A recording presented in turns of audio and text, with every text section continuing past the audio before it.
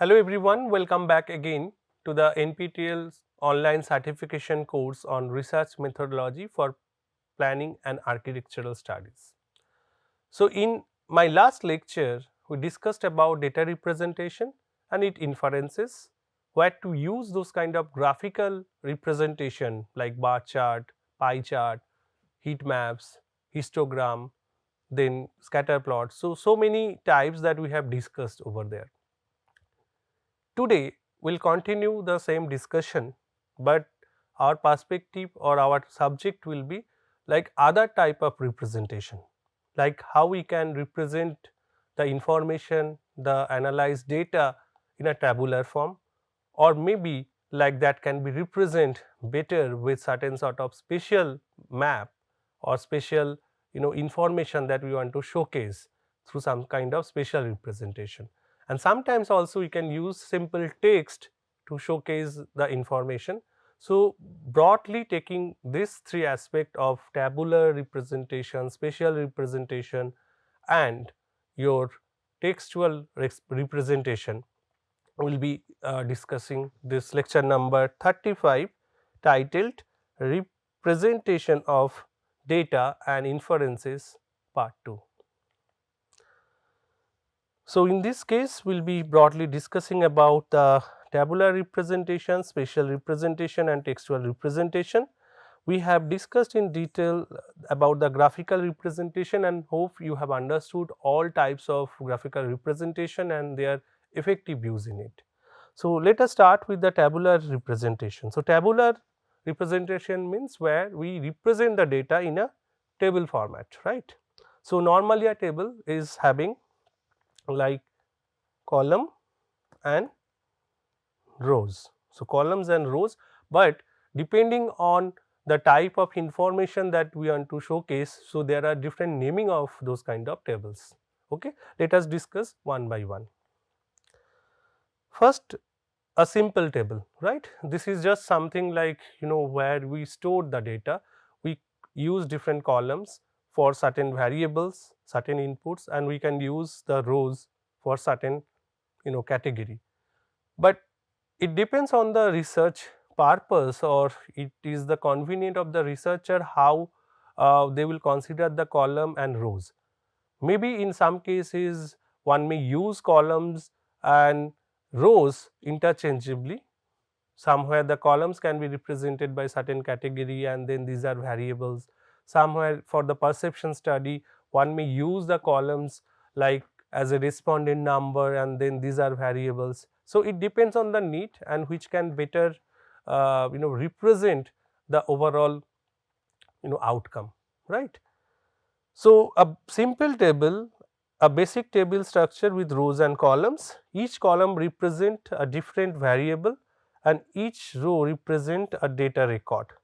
Typically, it is used for small data set when simplicity is required. So, in this case you can see this is percentage marks of students. These are the serial number, 3 students, and these are their enrollment number. Again, these are hypothetical numbers, and then for this particular student it is the math subject where that student scored 85% marks. This is another student and this is another subject, and in this physics that particular student scored 82% marks, and then same for the another student and 75% marks. So, why there is a need to change the enrollment number and also the subjects? For this particular example, this is something I am just I wanted to convey to you all that this is the table where it is just putting the information. It is not representing any kind of relationship or it is not being normalized, that it could be something that this particular enrollment number they are different student, but the subjects remain same, that we would like to know that in mathematics how these 3 students performed. So, this is just as a table representation. So, many a times we represent the table, not only showcase the values, but also like say for example description of the variables. So, there you simply make a table like this.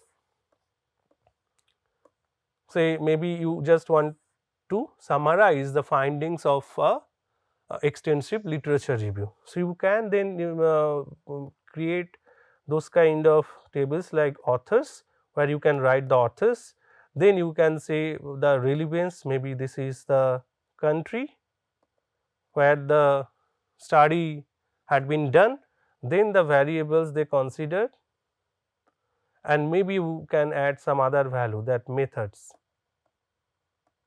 So, like that you keep on listing all those things. So, author say X, author Y, author Z, and country, maybe this is India, this is China, this is, maybe you can say that this is Rome, and then the variables they considered something for a particular topic, you can list it down, and the method they have used.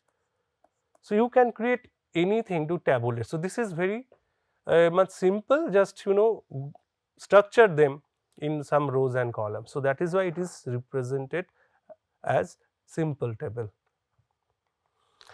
Coming to flat table, this is also similar to the simple table only, but there is a difference. So, in this case it is basically a single two-dimensional array of data elements, often used in spreadsheet program and database system, where you will find that the type of information they are normalized. So, in this case, like this is nothing but you can say that these are different customer ID, their first name, last name, and then you have their email ID and then membership to a particular uh, you know customer base. So, active, inactive, active. So, this is much more normalized to figure it out. It is not like that we are changing some of the things here and there, right. So, this is flat table. So, many a time simple table, flat table, they are used in a similar way, but just as the purpose we have to look into it, like how structurally it is done. So, normally in spreadsheet or the Excel sheet we maintain it. Next up, it is the multi-dimensional table. So, how it is different from the previous two? So, these tables are used when the data needs to be presented in more than two dimensions, often involves the layering, where one or more headers are layered atop the columns or beside the rows. So, in this case you can say that the example is the sales data for a particular company over quarters by region. So, in this case if you see that there are information, first is about the sale data, second the quarter, as well as the region, and the only variables that we have here is the product A and product B. So, that is why it is multidimensional. So, looking at this, what is clear, that for particular sales data, these are the each sales, that you get the sale data, how many product were sold, and then in quarter 1, quarter 2, and also if you say the zone. So, east, west, south, these are broad 3 zones that hypothetically we have captured this information. So, if you say that in quarter 1 you have 200 product A sold, and then you have another information in quarter 2. So, there is certain kind of increase of 30 plus 30 from quarter 1 to quarter 2 and in the same zone. So, you can represent this particular case through this table. So, where you have multiple information in the table. So, that is why it is multidimensional table. Next we have the cross tabulation table or the cross tab. So, this is normally used to examine the relationship within the data that might not be readily apparent. So, it is to be made, this table should be made with proper care, so that it can represent the relationship among the data. It also displays the frequency distribution of variables along with the row and column totals, commonly used in statistical analysis and market research, and that too also in planning and architectural research. So, this is something where this is one again hypothetical example, where it is trying to identify some sort of frequency of customer satisfaction by age group and product. So, for that definitely in this particular case we have 3 different age groups under 20 years, 20 to 40 years and over 40 years for that particular the customer base. Then you have product A, B, C, 3 products, and then also these individual sales are nothing but the customers who are satisfied with that product.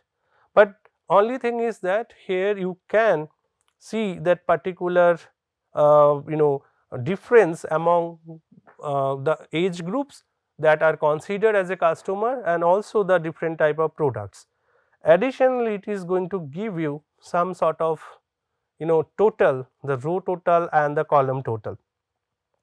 So, column total is nothing but to give you the overall satisfaction, the frequency of satisfied customer for product A, where this particular case what you get, it is showing you the total satisfaction or satisfied customer under age group 20. So, this is very much required, right. Okay. So, in this case also you can get, say for example, if you take this 60, so that represent that the product C, the total satisfied customer is 60, but if we want to understand that out of 60 who are satisfied most with the age group, so here it is clearly identifiable that over 40 years they are satisfied with product C. Now, compared to that, probably the age group, if you consider 20 to 40, in that case this value changes. So, in this case definitely that product C is the least preferred compared to the other two, and product B is the most preferred, or maybe you can say the in that case that people are more satisfied with, because whenever you are having those kind of satisfaction, so that means there are certain kind of preferences. So, for this particular table if we read, so product B 30 customer they are satisfied, they belongs to age group 20 to 40. Next we have this frequency distribution table that we discussed earlier as well, like where I have shown you the simple frequency or the group frequency. So, normally in this case this kind of frequency tables shows the frequency of various outcomes in a very simple way. Each entry in the table contains the frequency or the count of the occurrence of values within a particular group or interval. So, in this particular case if you say that in this frequency that this is the frequency of score in a particular game. So, the score ranges from 0 to 10, 11 to 20, 21 to 30, 31 to 40, where it is having some sort of discrete value. So, you cannot have any value like 10.5 in that case. So, that is why the range bins are taking like this, but it may happen that in some cases you get also this kind of frequency, but for this particular case it is something like the game score are having these ranges and then frequency, the players who scored within that kind of range, it is just the count. So, here from this frequency table what we can infer that maximum like gamer like 30 or 25, they are having a score from 11 to 30. So, 11 to 20 is 30 and then 21 to 30 that is 25, whereas that 15 such kind of gamers who scored less than 10, within 10 or maybe up to 10 you can say as per this particular data, and then only 10 gamers could able to make the score from 31 to 40. So, this frequency table is also very important, and depending on your research need you can use it effectively. Coming to the next type of table which is also very interesting, this is the contingency table, a type of table in a matrix format that display the multivariate frequency distribution of variables often used in statistical analysis to show the observed frequency of data elements. They are classified according to two variables. So, say for example, this is another interesting hypothetical example, like having the pet ownership by gender, right. So, from a survey, this is something again a frequency, but in this case we are making two groups as well, like those owner like of those pets, like the ownership can be of cat, can be of dog, or it can be neither of them.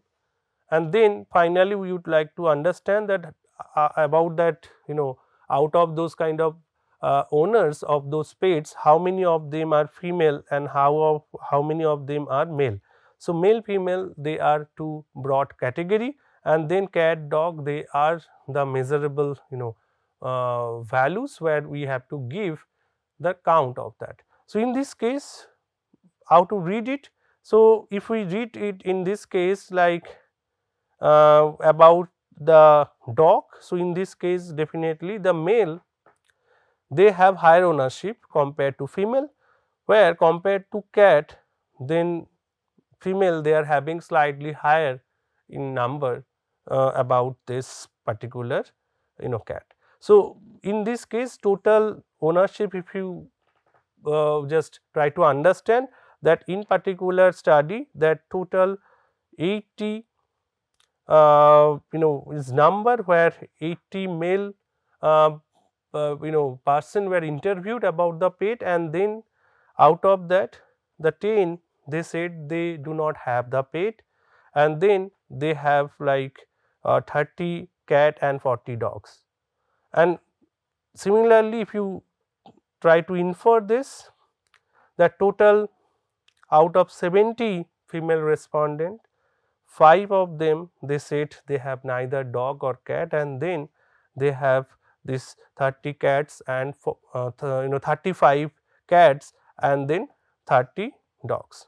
So, in this case in the entire study if we go for this kind of column total, so in this case you get 65. So, total 65 cats and 70 dogs. So, within that study area the predominance little bit it is higher, at least 5 owners they are having dogs more than compared to that of cat, and this is nothing but this total is representing the total number of respondent, that includes the owners of cat or dog or neither of cat and dogs in the study. So, this is the contingency table, very effective, and you can use it whenever, like depending on your type of information that you want to fill in. Correlation table is very important for any statistical analysis. So, to check the dependency or the correlation among the variables, so we perform correlation and we can showcase it in form of either certain graph, or maybe we can use this with the table. So, here it is nothing but giving you a correlation matrix. So, say for example, if you have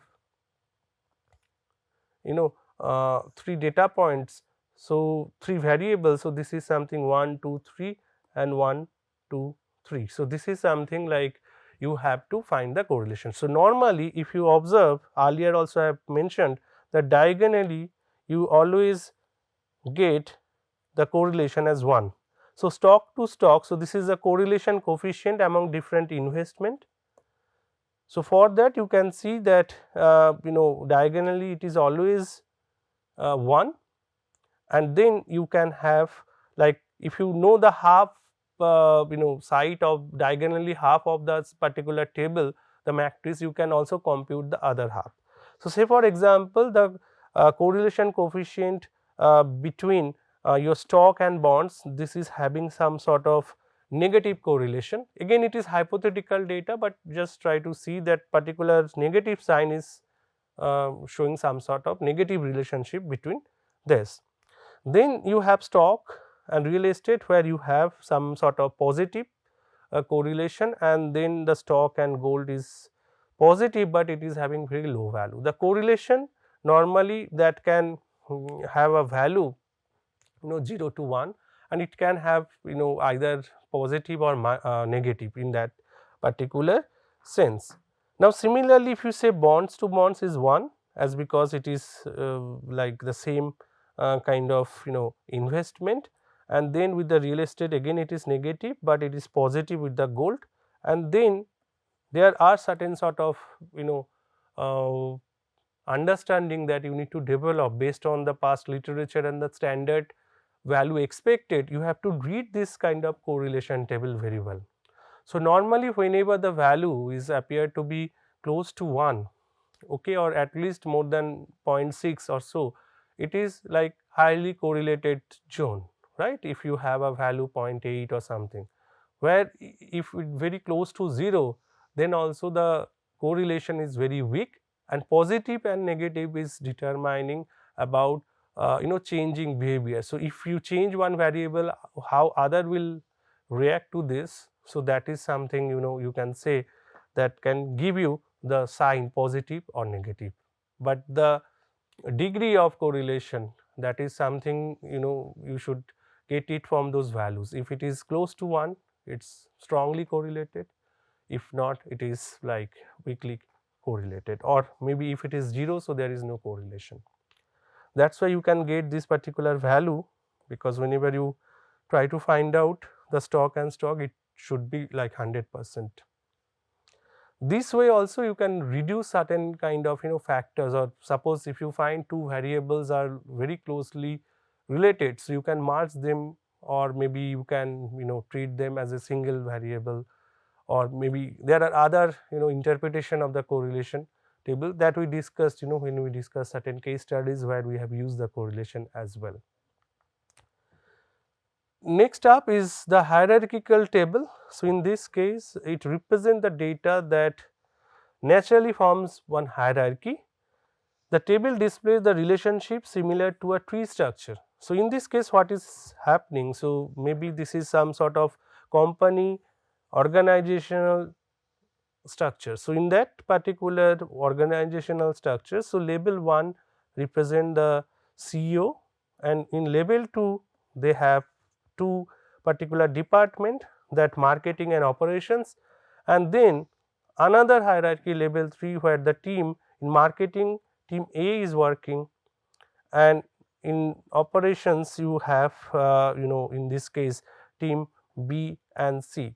So in team A there are two people like this particular hypothetical name, that Alice and the Bob, and for team B it's like probably leading by this Carol D, and then team C like this. So it is something sometimes you can use it. Say for example, if you go for some sort of scenario analysis or some kind of choice modeling, we are using this kind of table as well. So where you have, say for example, the broad variables. So this is variable 1, and then you go for within that variable there are certain sort of factors. So maybe 2 factors here, 3 factors here, and then within which you can have another label. So within that factor label 1 which represents something, label 2 that represents something. Say for example, if I am taking say pedestrian facility. So pedestrian facilities here also, like broadly we can classify into two. One may be the sidewalk facility, the other one is the crosswalk or crossing facility. Now from pedestrian sidewalk, so there are certain important aspects. So in this case probably you can say the road width, or maybe availability of the street furniture, etc., etc. Then within that again, if you want to put up certain kind of values, that okay, in the road width there are variety, that less than 1 meter, 1 to 1.5 meter. So like that, if you want to show such kind of hierarchy which can contribute from one point to another and they are linked, so we can use this kind of hierarchy table as well to represent the overall structuring of those variables, and depending on the values also we can put it up. Now, after the table, this is something nowadays, and when we are discussing the context of planning and architecture, it is very obvious that there will be some discussion on the spatial representation, and you can use different kind of GIS platform. uh, some of them are subscribed one or something, some are available open source, but you can use it effectively to showcase the spatial data. Say for example, in this case, that the tourist density in August for London, Paris, Rimini, okay, Santorini and the Venice. So, in this particular case you can see that, okay, there are certain kind of average daily number of tourists per hectare being calculated based on certain data. So, first you can get the information when you do a survey, you can get the information. If you geotag that location, if you even like for a movement, if you just geotag that movement, so you can follow up. Say for best example I can give you here at this moment, that I think many of you or all of you have used this kind of Google map, where you are going to a new place, you don't know exactly, you always see in the map. So, whenever you start that particular map from origin to destination, it will show you a particular line, right? And if you move through, if you record that movement, or maybe in Google Maps, they are going to send you the historical data of your Google Map use in your registered email. You can find it out that what are the places you have visited, or maybe the route that you have followed. So, along with those information, graphically when you see that this is the route or this is the place, or maybe this is the location where you get certain kind of huge footfall. So, definitely that is going to give a clarity. So, for that you can use it very effectively. So, the information that you collect, that has to be geotagged. So, that can be something can be represented as a point data, because in the geographical reference you can use point data, you can use line data like showcase the all these roads and all, or it may be the you can some sort of polygon to represent the area. So, maybe some kind of study area, then maybe it is something the region that you want to demarcate, and then you can always create a different thematic map out of it. Say for example, you have the word boundaries, the shape files, or like the files which will be required in those kind of geographical software or GIS platforms. So, there you can add additional values, that okay, word wise population you have, you can create a table, but to represent it the population density with certain kind of legends. So, then you can definitely use those information and create beautiful maps which can better represent than a table, right. So, that you can do. I will show you some of such kind of application when we will be discussing the case study of this spatial method in our upcoming module. In this particular course, we as I already mentioned earlier, we have a series of case studies that I will show you the demonstration. Until that particular time, whatever the terminologies that we have discussed, the different phases of research process that we have discussed, I will show the application through those case study, and things will be, I guess, much more clear to you at that point.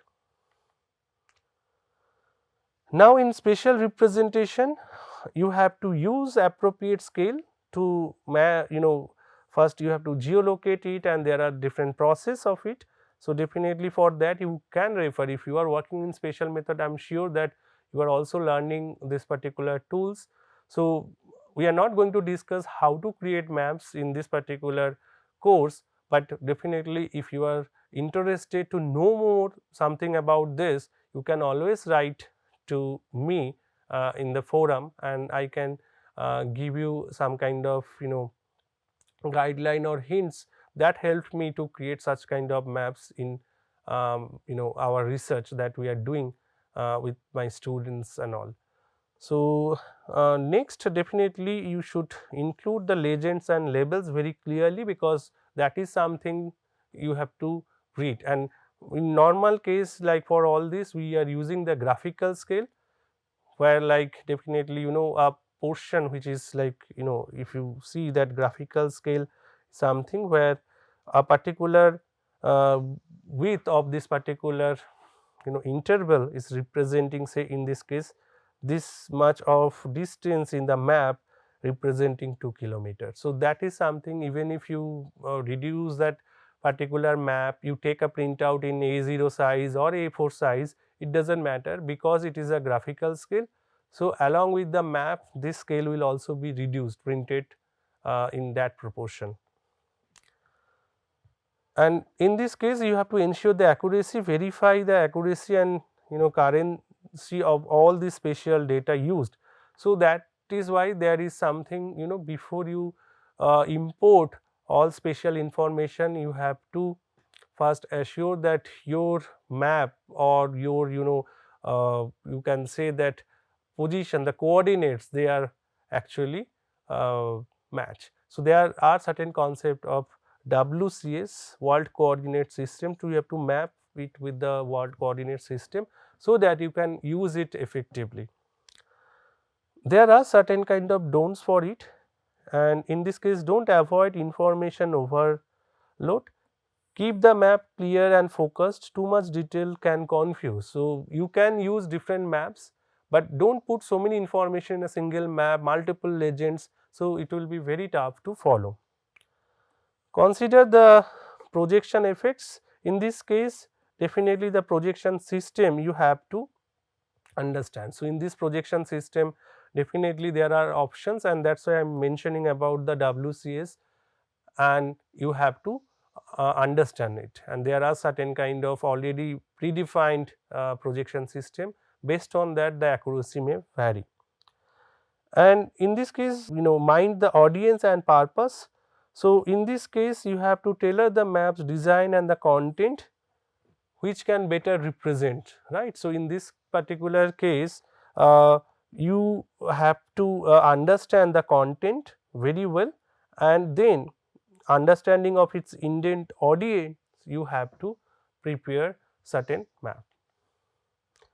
Coming to the last one, which is the textual representation. So, sometimes in order to describe any product or describe any phenomena, we can still use the text effectively. It is not the running text of the report or narration, but to showcase certain kind of characteristics, you can use them. Say for example, it is a random text generated for this particular example, which you can see similar kind of content when you search in the e-commerce site to identify any product. So, some product specification, description about the products, informations are there. Say this is one example of a smartwatch. Nowadays probably many of us we are using it because of multiple reason, like along with the time and other thing, we can also use this for attending or receiving calls, or maybe it can also use as a fitness wearable. So, where you can check your body vitals, depending on the features that are inbuilt in that smartwatch. Say in this case, even if I do not show you the product, but looking at say display, so you have certain idea about the display size. This will give you about some sort of resolution, and then this kind of technical information will give you the brightness level that you can adjust. Yes, for electronic gadgets, the battery life is important. So, here if the information is say something, you can get up to 8 days of battery life. So, considerably this is a good one. Charging, so in this case what kind of battery that is being used and approximate time to fully charge, or some more information like that. These are very few I have picked up, but definitely in this case these are not actual information for a particular brand or some specific smartwatch, but this is just to tell you that whenever in your research you want to display something, you want to inform your readers about certain specification of certain instrument that you use. So, this textual representation plays a crucial role, because only with this particular photograph it may not be very clear. So, in those cases, like you can take help of this. How it is different from a normal text that we write? The entire thesis paper, or maybe you can say that journal paper that you are writing, how it is different. So, this is attributing to a particular information that you want to disseminate. It is not just writing a text and depicting the results, etc. So, this is something to represent any information in that way. So, in a particular paper, in short, now we have covered all like graphical representation, tabular representation. In short, we have discussed about the spatial representation and then the textual. So, in a combination of all, you can really come up with a very comprehensive and very easy to follow research write up, okay, where you will maintain your scientific content wherever it is required to put those kind of technical term, you put it wherever it can be like explained in a very explicit manner, or maybe understanding the audience, you can tailor that particular part, what kind of representation can better fit. With that, let us summarize this particular lecture where we continue the data representation and inference. And in this particular presentation, we discussed about tabular representation starting from simple table, flat table, cross table, then also frequency table, and then contingency table, etc. Spatial representation to represent the point data, maybe the network, the city network, land use pattern, thematic maps to showing the rainfall pattern, population density. You can use it in many ways, like whenever you intend to show some spatial information you can do, but only you have to take care of the proper projection system, the world coordinate system that will give you the accuracy of those measurement. Then the textual representation, where it can also help to demonstrate some of the facts of your research findings or research instrument, or maybe you can use it in any place where like it can better represent the context and content of your paper. So, with that we end up this data representation and the inference section. With that we will be next moving to very important part of our research methodology, that is on hypothesis testing. So, this will be a very important lecture, and then I will try to make it as easy as possible to follow with certain examples. So, thank you for joining, and we will meet in our next discussion very soon. Thank you again.